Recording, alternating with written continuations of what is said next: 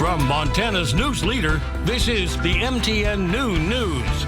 Good afternoon, and thanks for joining us on the Noon News. I'm Diane Parker. Miller has our forecast, plus a close encounter with a grizzly bear frightens many in Montana. But first, our top story. On the last day of the Montana legislative session, Governor Greg Gianforte vetoed a widely supported bill that would have changed the way the state's marijuana tax revenue is distributed. Now, supporters are hoping one final maneuver can keep the proposal alive. MTN's Jonathan Ambarian reports. Senate Bill 442 passed the legislature with more than 85% of lawmakers in support. But with Governor Greg Gianforte's veto coming just ahead of the Senate adjourning, it's not clear whether they'll get another chance to back the bill. SB 442, sponsored by Republican Senator Mike Lang of Malta, went through several changes in the process. In its final version, it would have used a share of marijuana tax revenues to help counties fund construction and repair of rural roads, while also increasing funding for wildlife habitat improvement projects and veterans services. At a news conference last week, a wide range of supporters hailed the bill as a model of cooperation. We have to respect the ideas of every Montanan. But yet we have to work together and keep ourselves in the middle of the road, or we will not have success. But Gianforte vetoed the bill Tuesday afternoon, saying it was inappropriate to use state money for local roads, and that the bill, quote, creates the illusion that the state will accept increasing responsibility for matters that are strictly under the jurisdiction of local authorities. Now the question remains what will happen next. 2/3 of the legislature can vote to override a veto and pass the bill into law. But if a veto comes while they're in session, they would have to have that override vote before adjourning. Lang and other supporters argue the veto came too late to be read into the record before the Senate adjourned, so they believe the Secretary of State's office should poll lawmakers by mail on whether to override it. Others, like Senate Majority Leader Steve Fitzpatrick, an attorney from Great Falls, have interpreted the law to say that since the Senate was in session when Gianforte made the veto, there's now no option for an override poll. Wild Montana, one of the groups backing SB 442, says they're concerned not only about this bill being vetoed, but about the precedent it could set. I think it's been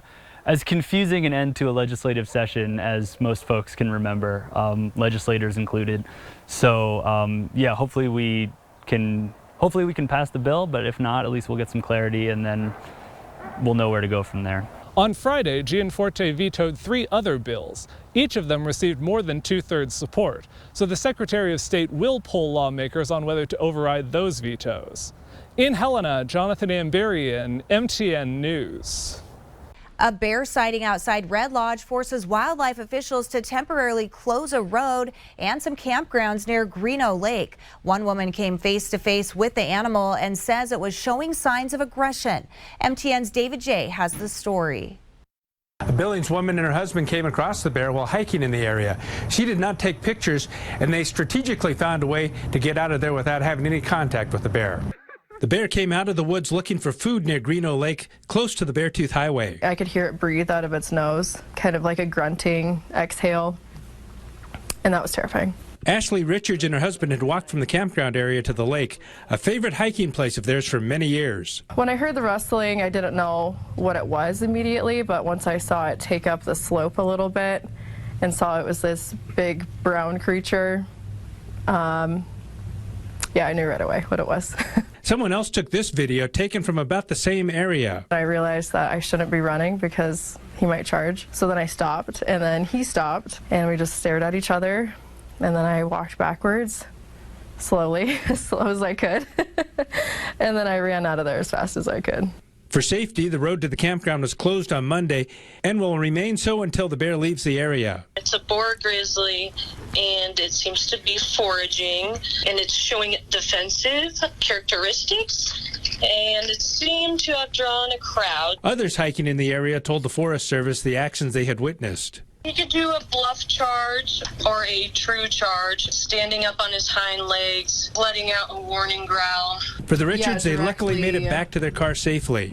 Once I did get out of the bear's sight and I couldn't see him anymore, that's when I ran as fast as I could back to my car. And the encounter is a good reminder about being careful and prepared. Always make sure that you have your bear spray. It's good to travel in pairs or groups and make sure you're making noise. If you're backpacking, food storage is very important. If you come across a bear, you have to definitely give it its space. And if it is aggressive, you can report it to the Forest Service. In Billings, David J., MTN News.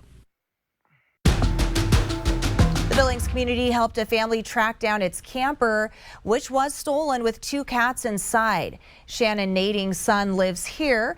It is the only option right now as Montana's MIRA program runs out of money. MIRA used funds from the federal government to pay hotels to house people during the pandemic. No more money is going into it, and some hotel owners are accused of misusing the payments. During the 68th session, lawmakers passed a bill to hold any at-fault landlords accountable. They kicked everyone out early. We still had 3 weeks to go that the state paid for. I'm hopeful that not only will we be able to understand where the money went to, but where allocation and where accountability takes place. The Nadines' future remains unclear. While their camper was found, one of their 2 cats is still missing. One person was sent to the hospital after being caught in a mobile home fire in Livingston. The fire happened on Paradise Drive. Firefighters found the home fully engulfed around 4 o'clock yesterday morning. Several dogs and chickens died in that fire, and a person in the home suffered moderate burns. The cause of the fire is still under investigation. And that's a look at some of the day's top stories.